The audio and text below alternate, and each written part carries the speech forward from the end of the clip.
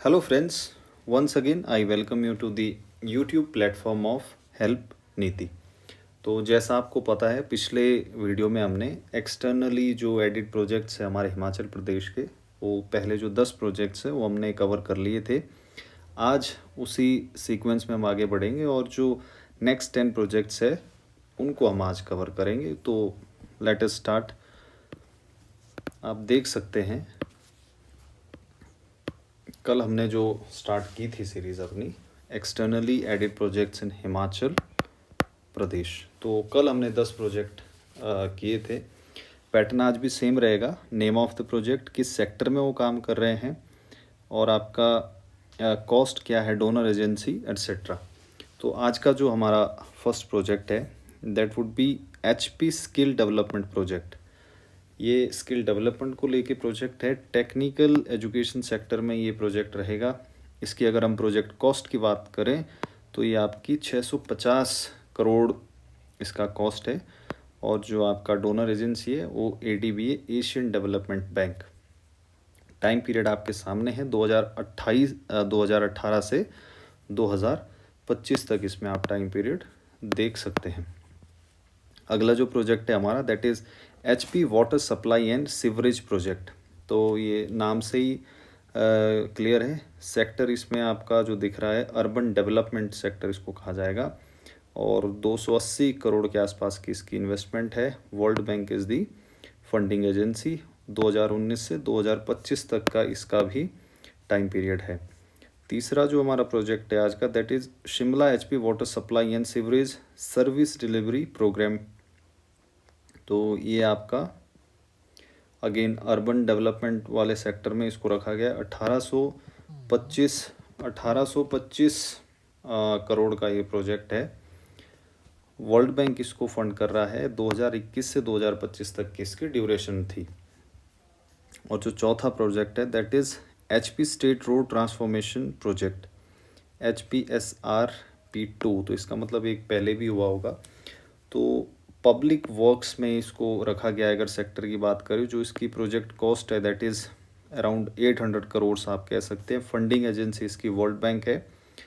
Time period आप देख पा रहे हैं 2020 से 2026 तक का इसका टाइम पीरियड रहा है। अगले प्रोजेक्ट की अगर हम बात करते हैं तो अगला जो प्रोजेक्ट रहेगा आपका that is HP crop diversification promotion project phase 2 की बात हो रही है यहाँ पे। ये एग्रीकल्चर के फील्ड में है। देखिए जो नेम ऑफ द प्रोजेक्ट्स है दे आर सेल्फ एक्सप्लेनेटरी, उसमें कोई बहुत डिटेल में घुसने की आवश्यकता नहीं है, क्योंकि एग्ज़ाम में सीधा प्रोजेक्ट का नाम होगा, या तो उसको सेक्टर पूछ लेंगे या उसका टाइम पीरियड पूछ लेंगे या उसकी डोनर एजेंसी पूछ लेंगे या उसकी कॉस्ट पूछ लेंगे।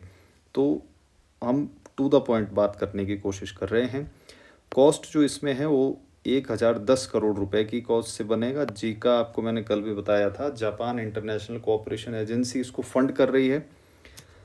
इसका जो ड्यूरेशन है जुलाई 2021 से 2029 तक रहेगा। अब अगर हम बात करते हैं प्रोजेक्ट नंबर 6 जो आज का हमारा है that is HP rural water supply. ये जल शक्ति सेगमेंट में रखा गया है इसको। कॉस्ट इसकी अगर हम देखते हैं तो 745 करोड़ रुपए की कॉस्ट है। और आपका ये जो फंडिंग एजेंसी है दैट इज़ NDB, मतलब न्यू डेवलपमेंट बैंक, ये इसका फुल फॉर्म है। इसको अभी आगे देखेंगे हम डिटेल में क्या है ये। इसका जो टाइम पीरियड है आपका वो है आपका जनवरी 2022 से 2025 तक का। अब अगर बात करते हैं अगले प्रोजेक्ट की, HP rural water improvement and livelihood project. ये भी जल शक्ति के अंडर है। 1062 करोड़ रुपए का ये प्रोजेक्ट है। ADB इसकी फंडिंग एजेंसी है। 2022 से 28 तक का इसका भी टाइम पीरियड है। और अगर बात करते हैं next project that is HP sanitation and water supply in 5 towns. अब ये जो आपका जल शक्ति विभाग है वही इसको भी देखेगा। सेक्टर इसमें बताया गया है। 1817 करोड़ रुपए का ये प्रोजेक्ट है। और इसकी जो फंडिंग एजेंसी है दैट इज़ AFD, ये फ्रांस की फंडिंग एजेंसी है। तो फ्रेंच डेवलपमेंट बैंक आप इसको कह सकते हैं लेमैन लैंग्वेज में। और इसका जो टाइम पीरियड है वो आपका है 2023 से 2026 तक का। आपने थोड़ी सी रिसर्च करनी है, थोड़ी सी मेहनत आपने करनी है। ये जो HP sanitation and water supply in 5 towns of Himachal Pradesh है, ये 5 टाउन्स आप मुझे कमेंट बॉक्स में बताइएगा, और अगर आप नहीं बता पाए तो अगली वीडियो में मैं ही बता दूंगा आपको। तो आपका HP disaster risk reduction programme, ये हमारा अगला प्रोजेक्ट है। तो इसको डिज़ास्टर मैनेजमेंट वाले फील्ड में रखा गया है। इसका जो प्रोजेक्ट कॉस्ट है दैट इज़ 890 करोड़ रुपीज़। तो इसको भी AFD फाइनेंस कर रही है, दोनों ये फ्रेंच एजेंसी है। 25 से 2030 तक इसका जो है ड्यूरेशन रहने वाली है। तो ये मेजर प्रोजेक्ट्स थे, और कुछ 2-3 प्रोजेक्ट्स और हैं जो 2024-25 फाइनेंशियल ईयर में साइन किए थे हिमाचल की सरकार ने। आप देख लीजिए उनको भी एक बारी। पहला प्रोजेक्ट है उसमें infrastructure development investment programme for tourism for Himachal Pradesh. ये टूरिज़्म सेक्टर का प्रोजेक्ट है।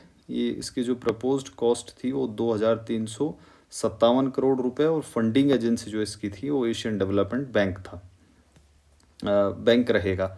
इसका आप हेडक्वार्टर बता दीजिए। वैसे मैं कल आपको बता चुका हूँ इसका हेडक्वार्टर, और इसका ईयर ऑफ एस्टेब्लिशमेंट भी बता दीजिए कि ये बैंक कब एस्टेब्लिश हुआ था। ये दोनों सवाल आपने आज बताने हैं।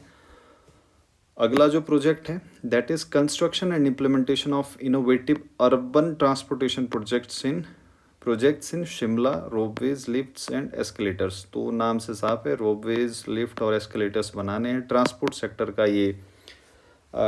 सेक्टर का ये अभी आपका स्कीम है। इसकी जो कॉस्ट है वो लगभग 1546 करोड़ के आसपास की इसकी कॉस्ट रहने वाली है।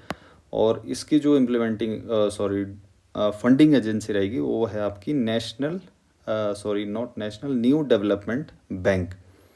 ये आप टेलीग्राम पर भी हमें फॉलो कर सकते हैं, तो ये उसका मैं आपको लिंक प्रोवाइड कर दे रहा हूँ। तो ये हमारी एक हॉलिस्टिक लिस्ट आपके लिए मैंने तैयार करके दे दी है प्रोजेक्ट्स में। आपको कहीं भी इधर उधर जाने की आवश्यकता नहीं पड़ेगी, लेकिन फिर भी एग्ज़ाम में, ताकि कोई आपकी प्रिपरेशन में कोई कमी ना रहे, still I would recommend you to refer to the economic survey of current year. जो भी इकोनॉमिक सर्वे है वहाँ से आप ज़रूर एक बारी टैली कर लें, ताकि आपके तैयारी में कोई कमी ना रहे। 2-3 फंडिंग एजेंसीज़ थी, इनको बार बार ये काफ़ी प्रोजेक्ट्स हमारे हिमाचल में फ़ंड करती है, तो इनके बारे में थोड़ा जान लेते हैं।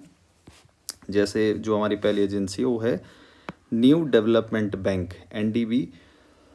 इसको ब्रिक्स बैंक भी कहा जाता है। ब्रिक्स आप लोगों ने सुना ही होगा, क्योंकि अब आप कॉम्पिटिटिव एग्ज़ाम की तैयारी कर रहे हैं तो ब्रिक्स आए दिन आया रहता है, क्योंकि कुछ ना कुछ डेवलपमेंटल एक्टिविटीज़ में रहता है। ब्रिक्स के बारे में आगे कभी चर्चा करेंगे। न्यू डेवलपमेंट बैंक जो एस्टेब्लिश हुआ था वो 2015 में एस्टेब्लिश हुआ था। 2012 में इस आइडिया को कंसीव किया गया था। 2014 में एक डेक्लेरेशन, फोर्ट लेज़र डेक्लेरेशन कहा जाता है इसको, वो साइन की गई थी ब्रिक्स कंट्रीज़ के द्वारा।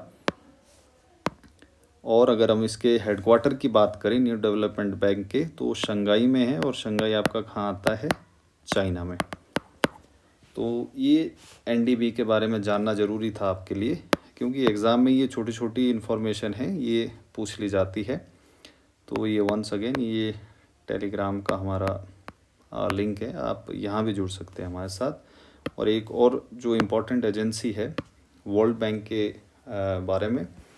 वर्ल्ड बैंक का जो आपका ईयर ऑफ एस्टेब्लिशमेंट है वो 1944 है, लेकिन इसके आगे मैंने IBRD लिखा हुआ है, तो इसका मतलब मैं आपको समझा देता हूँ।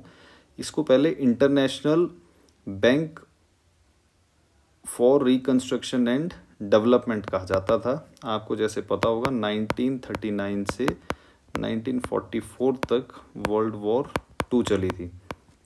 तो जब वॉर चलती है तो उसमें डिस्ट्रक्शन होती है, तो जो इंफ्रास्ट्रक्चर को डिस्ट्रॉय किया गया था इन 4-5 सालों के दौरान या वर्ल्ड वॉर 2 में, उसको रिकंस्ट्रक्ट भी तो करना था। तो उसके रिकंस्ट्रक्शन के लिए जो एक फाइनेंशियल सपोर्ट चाहिए था, उसको तैयार करने का जो काम किया दैट वाज IBRD। तो ये इसके पीछे का कॉन्सेप्चुअल आइडिया है कि कंसीव कैसे हुआ था ये। इसका हेडक्वार्टर कहाँ है ये मैं आपको कल बता चुका हूँ, ये आप मुझे बताएंगे। ये one of the specialised agencies of United Nations की है, और इसकी जो कुछ ये रिपोर्ट्स, इम्पोर्टेंट रिपोर्ट्स ये जारी करता है। ये एग्ज़ाम व्यू पॉइंट से काफ़ी इम्पोर्टेंट है। तो एक तो ये रिपोर्ट जो छापता है that is human capital index, इसमें रैंकिंग प्रोवाइड की जाती है। और दूसरा है आपका वर्ल्ड डेवलपमेंट रिपोर्ट। तो ये दोनों रिपोर्ट्स वर्ल्ड बैंक करता है। एक इसकी बहुत फेमस रिपोर्ट थी, अब वो नहीं आती है, आप नाम देख लीजिए, ईज़ ऑफ डूइंग बिजनेस, कि किसी कंट्री में बिजनेस को करने के लिए कितना बढ़िया माहौल प्रोवाइड किया गया है। तो उसको लेके एक इंडेक्स बनाता था, हालांकि अब ये रिपोर्ट पब्लिश होनी बंद हो गई है। तो ये था हमारा आज का जो टॉपिक था। तो होपफुली मैं एक बार आपको फिर से वो दिखा देता हूँ कि कौन कौन से हमने आज चीज़ों को कवर किया है। ये प्रोजेक्ट्स हैं जो हमने आज पढ़े हैं, और ये अब आपके पास हॉलिस्टिक एक लिस्ट आ गई है, आपको इधर उधर भटकने की आवश्यकता नहीं है। आप जब भी रेफ़र करना हो you can refer to these videos. तो ज़्यादा ना कहता हुआ, let's call it a day. So once again I thank you all for your time. Thank you so much.